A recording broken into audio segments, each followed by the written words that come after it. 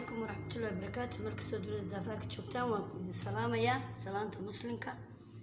Welcome guys to Sabah official. مركز دولة دافاك تشوكتان أفضل بي ماشي أتشوكتد بحلوها كوعنا هذا حلوها يكوتها ذهبين كوتها هبين ونكسن هدي مانو كوتها إلى مانو ونكسن هدي صبح كوتها صبح ونكسن هدي برقة كوتها برقة ونكسن هدي عصر كوتها عصر ونكسن بين الله يا ما أنت صباح محيدين هيسا ورتا دلشاد النبي جينا ما شاء الله إلى نحس دوشي ساكا عليه الصلاة والسلام كمان سؤالين ويدرو فايس كتير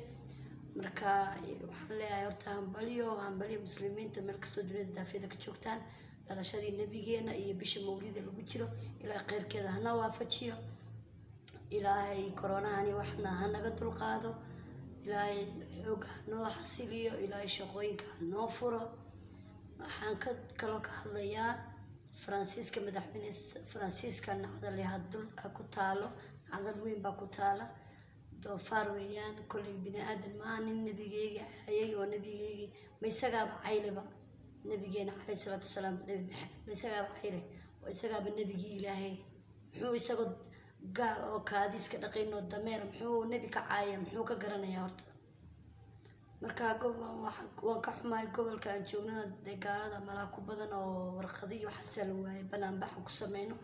laakiin halkan waxaan ka sheegayaa inaan ka xumaanay oo ka xunahay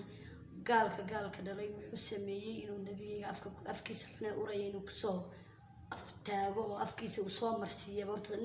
nabi maxamed isagaaba la caay karaaba isagaaba nabigi ilaahay subhanahu wa ta'ala ilaahay baba nabigiisa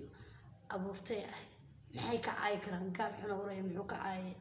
mugti waxaan adduunkan gaalada waa lagu bulaalinayaa waxa la tusay in jannadii baa looga dhigay laakiin aakhira iyaga laga gajaraya muslimka muuminka ana aakhiro isagu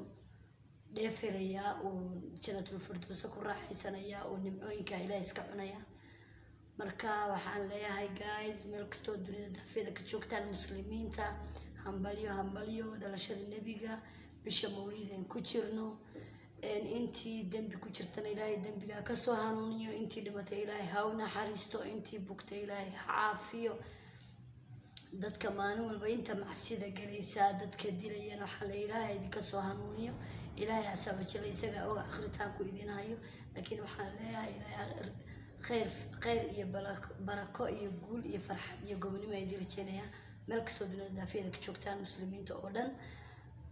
dul gaalo joog ama dul muslim joog waa idin hambaliyana waa idin salaamaya waa walaashin waa maskiintii waa idin jecel waa idin leh happy mawlid day happy mawlid month aan leeyahay waa idin hambaliyana nabigeena la caayna alayhi salaatu wasalaam caay ma laha isaga caayan kani gaal xunowraya isaga caayan isagaan ilaahay hortiisa waxba u oolin diina loo keen waa jarjar leena oo malena laakiin waxa aan ilaahay uga baryana subhanahu wa ta'ala inuu mucjiso tuso aan waligii uu ka bogsanaynin cudur corona ka daran ilaahay ku rido dhulka ilaahay la gooyo wadanka Faransiiska ilaahay isaga harido oo mid kale ilaahay khayr qaba ilaahay u saaro nacdashaas nijaaskaas eegaas awal buuji eeyu lahaa oo nin fiican ba muu ekeen haddana waxaan leenahay meel kastoo dunida daafaga joogta wada caaya soo habaara insha Allah bidmillah kariim ilaahay dhulka la gooyo oo mucjiso aan waligiis arkin ilaahay ha tuso ninka nabigeena caayay alayhi salaatu wasalaam waxa la daayay ma laakiin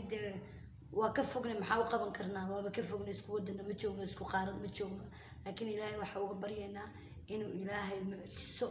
aan waligi arkin oo meel uu ka filanay ilaahay inuu keeno isagoo taagan inuu wadnu ilaahay istaajiyo afka xuna uraay eyga dhalay